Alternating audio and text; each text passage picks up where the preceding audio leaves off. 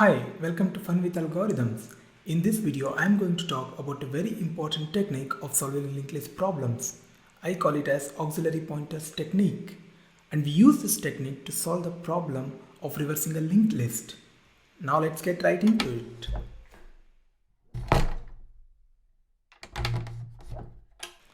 Okay, before we see how this technique works, first let's see when it's used.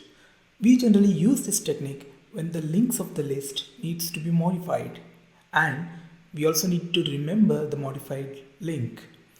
One such example is reversing a linked list. Say we have a list which looks like this, with head of the list pointing to node 1, which links to node 2, node 3 and so on. Now when we reverse this list, it looks like this. Now we have the head of the list pointing to node 4, which links to node 3 and so on. So if you look at this carefully, all the nodes are same in both the list. It's just that in the second list, direction of links are reversed.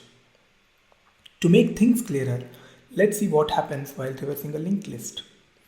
To start with, we have the list we have seen before with pointer C pointing to head of the list. Now this pointer is not an auxiliary pointer, as any list traversal involves temporary pointers. Now we have two options here to start with. Either we can reverse the link from node 1, but if we do that, we lose reference to node 2. And the second option is we can actually reverse the link from node 2. Now since we have reference from node 1 to 2, we can move pointer C to node 2. But we have two problems here now. The first problem is we lost reference to node 3. And the second problem is the link from node 1 is not actually reversed.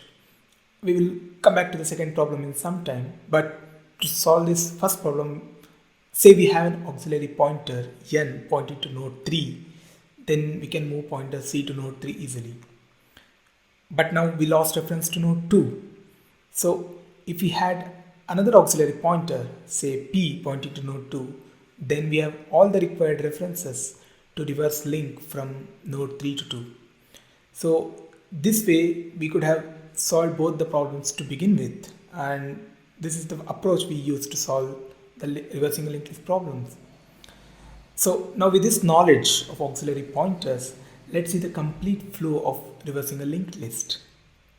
To start with, we have both pointers P and N pointing to null and pointer C as usual pointing to head of linked list.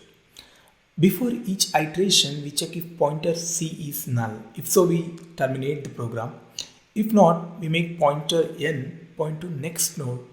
And when I say next node, what I mean is next node of a node pointed to by C, which is now node 2. So we make pointer N move to node 2.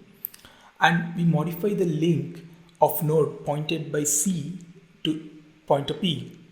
And in the first iteration, pointer P is null, so we just remove it. And we move pointer P to C and C to N. So this is one iteration of reversing linked list. And we continue the same iterations. We repeat the same process again and again till pointer C is pointing to a node which is not null. Now, when pointer C points to null, we terminate the program as we discussed before. And at this point, if you look at this carefully, pointer P is actually pointing to node 4. And as we saw before, this is the new head of the linked list which has been reversed. So we make the head of the linked list point to a node whichever was pointed by P. And that's the end of reversing linked list algorithm. Now we will look at another problem where we use auxiliary pointers or not based on the programming language we use. But before going to that, let's look at the code of reversing linked list first. Okay, I have this code opened in VS Code. By the way, I have written this code in Golang for the reason that it's very easy for even those who are not familiar with the language to understand it. So that's the reason I have used Golang. And I have two files here, list.go and reverse.go. List.go contains the basic structure of a linked list. So we have this structured node which represents a single node of linked list, and also we have linked list, structured linked list here which represents the entire linked list, and some helper methods to print or other auxiliary methods here. And in reverse.go, we have the actual logic of reversing a linked list. So in the first line, we have this base condition. We check if the list is null or the head of the list is null, and if so, we just return as there's nothing else to do. If not, we make node pointers p and n point to null as discussed while explaining the algorithm, and pointer c to point to the head of the linked list. And in the for loop, we keep checking whether pointer c is not null. And if it's not null, we do these 4 operations. So the first operation is we move pointer n to the next node.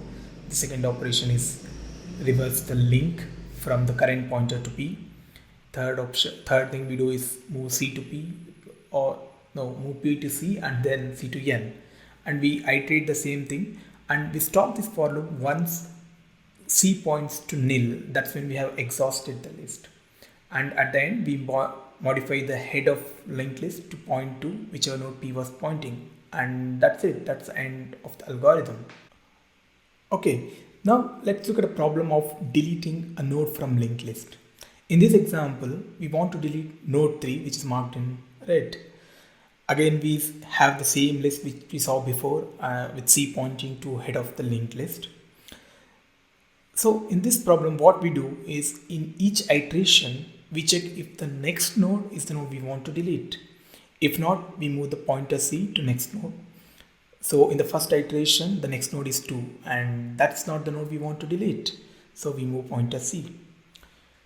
Now, again, we check the same condition if the next node is the node we want to delete, and now it is. Next node is 3, and that's the node we want to delete.